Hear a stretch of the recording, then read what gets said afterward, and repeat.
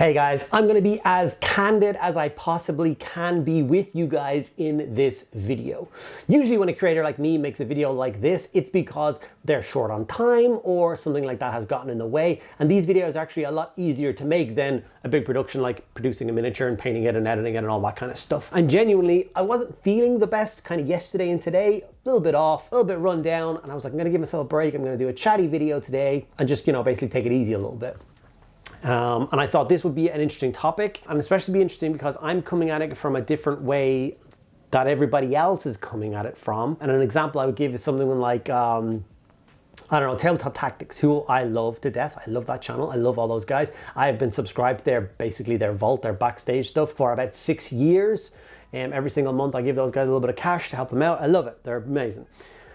But those guys are very, I think, more kind of competitively orientated when it comes to their games, how they play and why they play, which means that when they're coming out what their hopes and dreams are for like 11th edition, they're kind of coming at it from that side. Whereas I want to come at it from the other side, which is more about kind of game feeling, like how it feels to play a game of 40k in 10th edition, what's maybe making those games feel like, not as good or less enjoyable, or what is making them really good that I hope they bring forward into 11th edition, and stuff like that. And I thought this was going to be a super easy thing. I opened up a dialogue between my friend group that I have, my core friend group of guys that I play hobby with, and it turned into an absolute show as to what people wanted to see and what people didn't want to see. I'd opened up a whole more, and I literally sat there for like 3 hours trying to make up some list of things that I wanted to see. It was a nightmare. So I'll do my very best to try and make this as concise as possible. I have a couple of points, and then I'll probably just give a little bit of a monologue at the end of what I would like 11th edition games to be like, or what I want 11th edition 40k to be like. And yeah, hopefully this opens up a little bit of a dialogue in the comments. I would love to know what your thoughts and feelings are on 11th, coming at it from my side of things. I think there's enough representation online for people who like 40k for like competitive play and tournament stuff, because that stuff is easy to make content around. But I think there's a lot more of us out there who want more kind of chill games, more narrative driven games and stuff like that, that are maybe a little bit less represented in the kind of space of content creation. So yeah, I know I'm rambling a little bit, but it's kind of hard to put all the thoughts that are rattling around my bald head into my mouth and spew them out. So we're gonna go through some of the points I have. And then, like I said, I'll give my synopsis at the end about what I actually think. So I'm gonna start with stratagems. What do I think should happen, or what I would like to see happen with stratagems in 11th edition 40k? And I'm going to go real hardline, kind of crazy, and go, I hope they go in the bin. I don't enjoy stratagems. I don't enjoy command points. I don't enjoy that whole system of play. And people can argue that it causes, it's cool, it's real engaging, it's real interesting, and that's fine. If that's how you like to play and that's for you, that's totally cool. Remember, this is about me and how I feel the game goes. And I feel like command points and stratagems just add in feel bad moments into the game. Like, I don't think you finished playing at a tournament and you turn around to your friends and you're like, man, the coolest thing in that game is, do you remember that really cool moment when I used that stratagem? It's like, no, that's not the memory that I have. I feel like stratagems are more about stopping your opponent from doing something cool than adding any extra value into the game. I think there's so many stratagems out there now that interact with the game in so many different ways that it's a complete impossibility to try and balance them.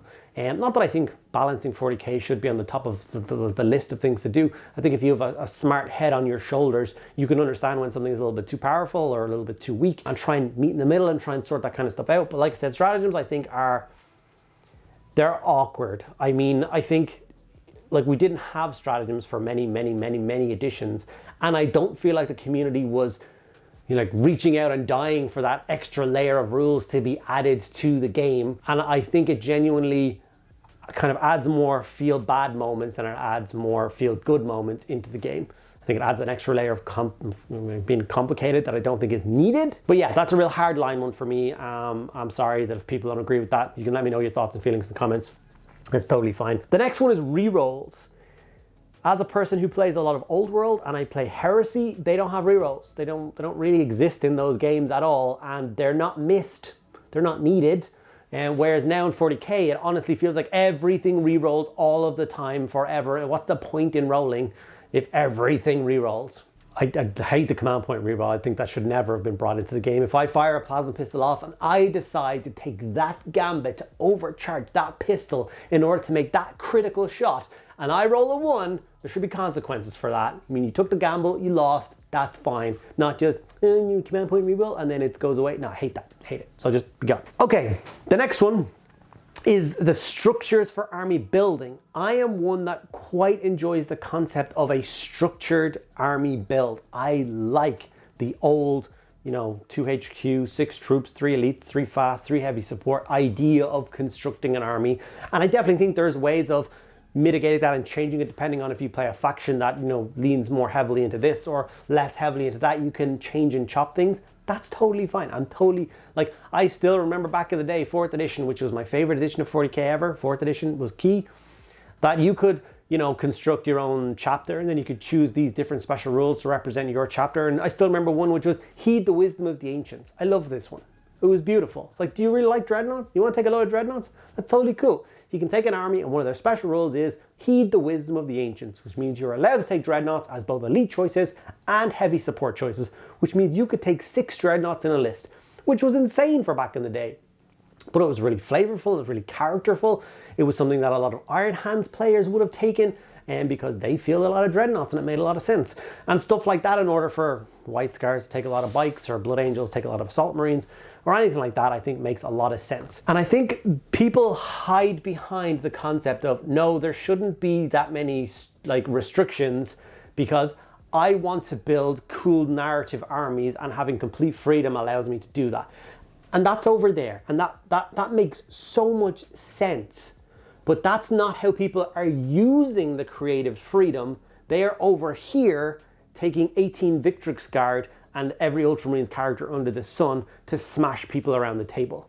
That they're not doing it because it's cool, they're doing it because it's broken. And it's a sad thing to say. And please, once again, correct me in the comments. Do you think I'm right or do you think I'm wrong?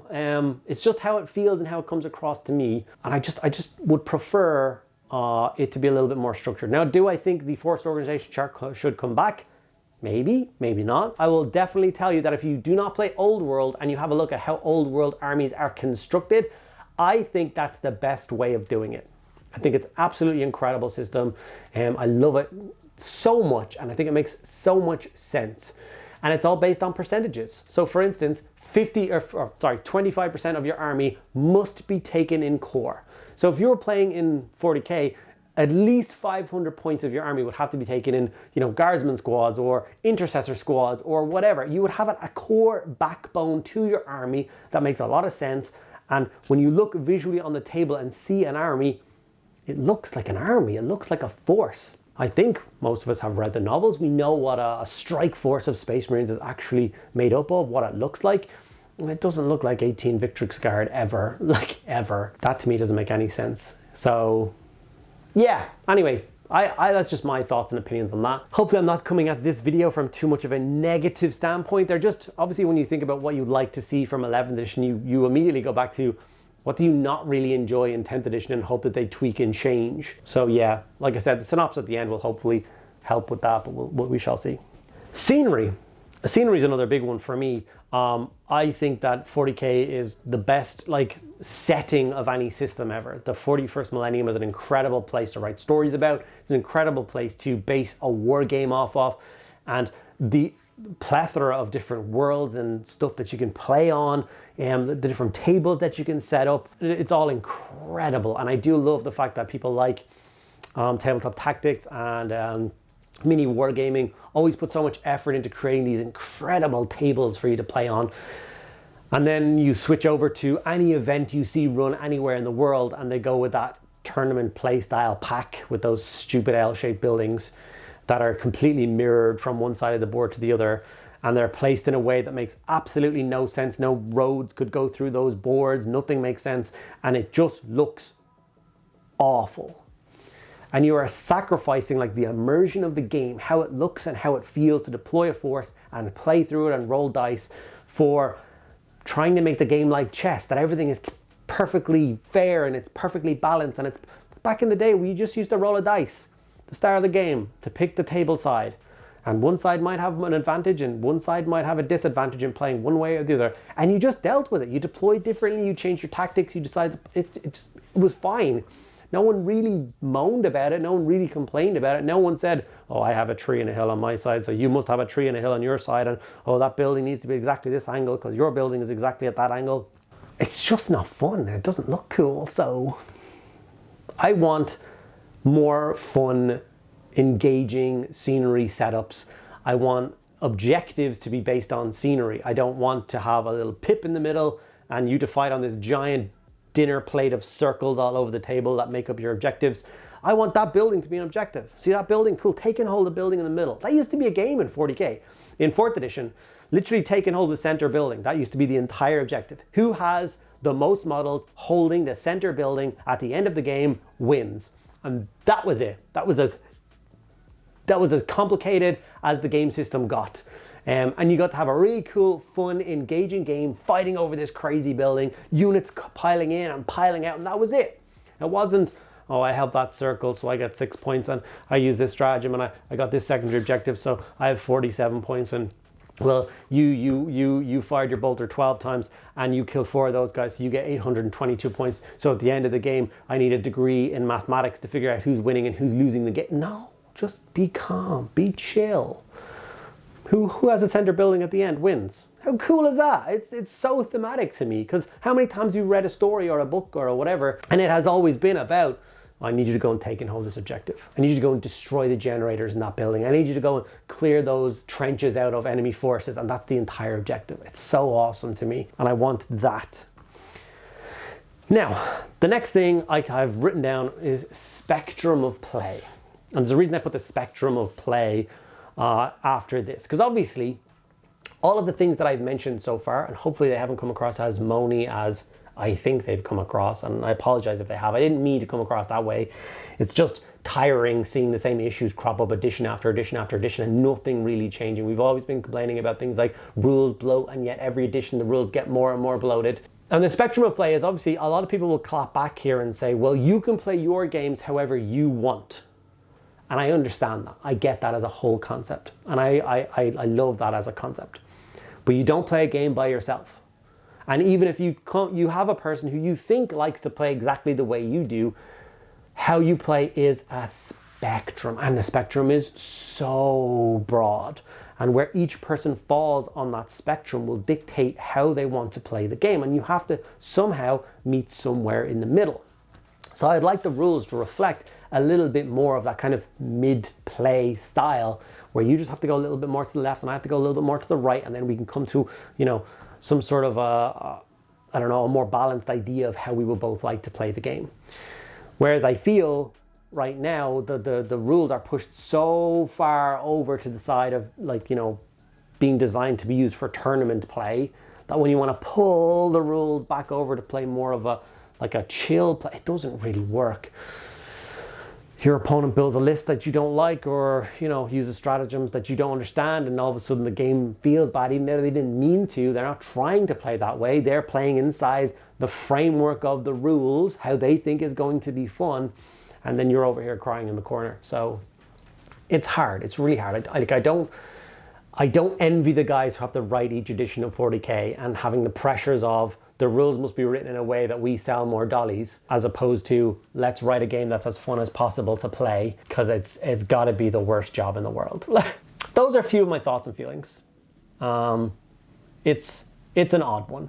I know it's an odd topic, and realistically the topic doesn't matter until the 11th edition drops and we find out what everything is, and like the rules are already written, the books have already been stamped and sealed, and they're in boxes somewhere, I'm sure, to be released this summer. I was just really hopeful for 10th edition, and 10th edition didn't go the way that I wanted it to. I've started to watch more retro battle reports online. I watch more of the guys over in, I don't know, not midwinter minis. Well, we're not talking about midwinter minis right now, jeez. Like, I've been watching a lot of Minisodes videos and watching him play a lot of 2nd edition, and he seems to be having the best time ever creating fun, simple armies for 2nd edition and playing those games on simple tables with cool scenery and cool models. And it just looks so enjoyable, and it just makes me sad for not still being in a time where 4th edition was key. I think I've still played more games of 4th edition than I've played of any other edition of Warhammer 40,000. And my fondest memories of playing Warhammer is still 4th edition. And the fact that nothing has compared to that in the last 6 editions since then, that's gotta be a weird thing. And I wonder now if people coming into the hobby now and are playing games for the first time, 10th edition is their first time, do they think this is the best thing ever? If you showed them a game of 4th edition, would be like, that is the dumbest looking thing ever. I can't believe you used to play stupid games like that. This is so much better. Is it that age-old thing of like, you don't miss a rule system, you don't miss a video game, you miss the time when that video game was out, or that time when that edition was being played, when you were 14, 15, 16, hanging out in a Games Workshop every Thursday with your friends without a care in the world, playing cool games? I don't know, but as the years tick on by and I have less and less time to play, the games tend to mean more to me. If I only get a game in once every 2 weeks, that's only 25 games a year I get to play, which is not that many games. I want each of those games to be a really fun and enjoyable time. And I hope that 11th edition allows me to have those experiences and allows me to have a really fun and engaging time. Lets me put cool armies on the table, lets me go away from each game with a smile on my face saying, man, I lost that game, but it was great.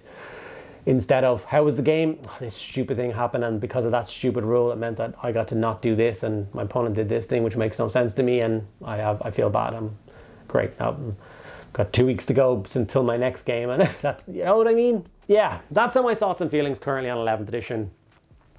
I'd love to know what your thoughts and feelings are. Like I said, if you're a tournament head and you disagree with absolutely everything I said, that's totally fine. There's so many people out there that are championing the tournament scene for you guys. You really like those L-shaped buildings. You really like all the stratagems in the world. You like the freedom to build any list that you want. That's okay. That's fine. Enjoy your hobby the way you want to enjoy it. But I'm just going to leave this as the last point, because the game is so tilted towards you guys right now, the tournament players.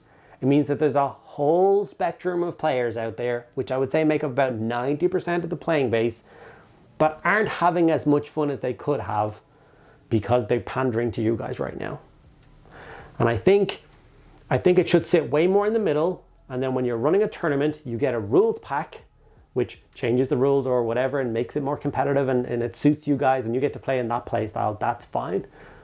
But the rules, I think, should be more in the middle. So yeah, that's the last point I'm going to leave you guys on. Thank you as always for sticking around and listening to me rant for 20 minutes now. Hopefully you learned something from it. If not, nothing else other than what's inside my weird, stupid, bald head. But yeah, thank you guys so much. If you enjoyed this video, please do make sure that you give it a like. Drop your comments down below and make sure you're subscribed. If you want to help support the channel even further, there's of course things like Patreon linked down below. There's a million different reasons to be involved in the Patreon.